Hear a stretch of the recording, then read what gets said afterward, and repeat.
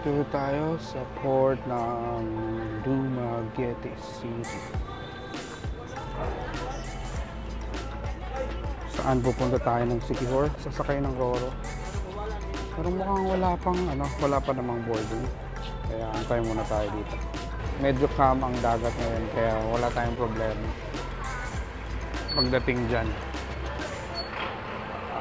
Load lang natin ang motor and then sakay na tayo pag pwede na.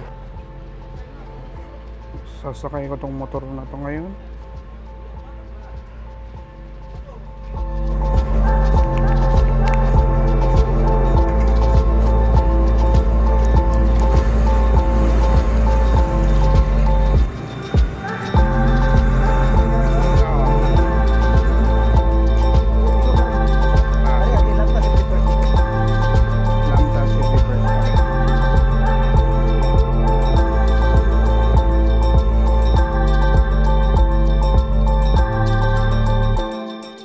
Pinaka-purpose sa pag-uwi ko dito sa Pilipinas ay ang kumuha ng driver's license. Kaya after ko makuha ang driver's license, in-schedule ko talaga kagad na pumunta ng Siquijor at dinala ang aking motor. First time kong gawin ito kaya di pa ako sure kung saan pupunta ako o kung ano yung mga gagawin.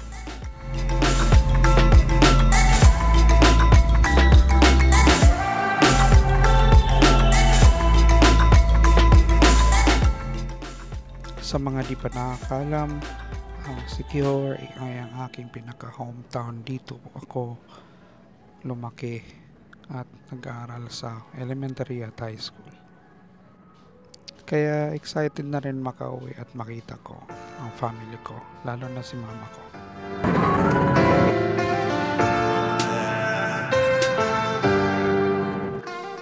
Unang sasakay ang mga two-wheeled vehicles kagaya ng motor at pinapwesto ito sa gilid. Tinutulungan naman kami ng mga crew ng barko para ayusin ang motor.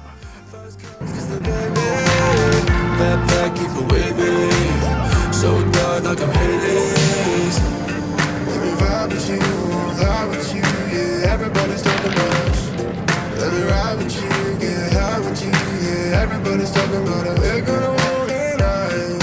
We're gonna roll tonight. We're gonna roll tonight. We're gonna roll tonight. Yeah, we're waking up the neighbors till it's 5 a.m. Like we're rich and famous. They will never change us. Yeah, we're all so reckless. We're taking flight. Like we're rich and famous. Ayos naman ng mga upuan at ang mga facilities sa barko. By the way, Montenegro itong barko na sinakyan namin. At meron ding mga pagkain. Maraming pasahero din talaga sa araw na yun. Pero luckily, walang alon, walang masyadong alon kaya smooth lang din ang aming biyahe. All drivers, please proceed to orbit.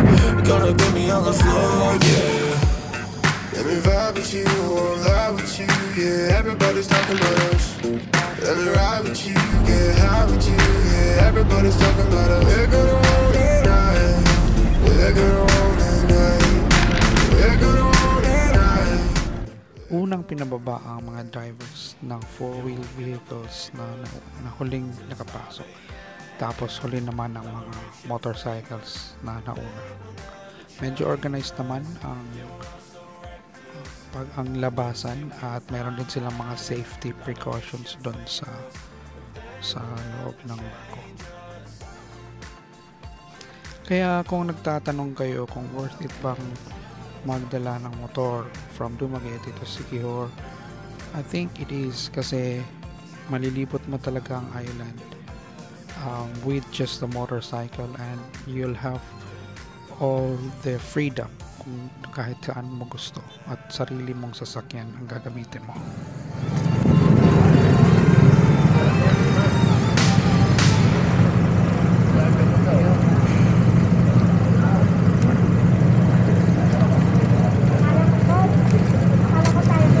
Thank you. Go! Go! Oh! Ito, pakuha.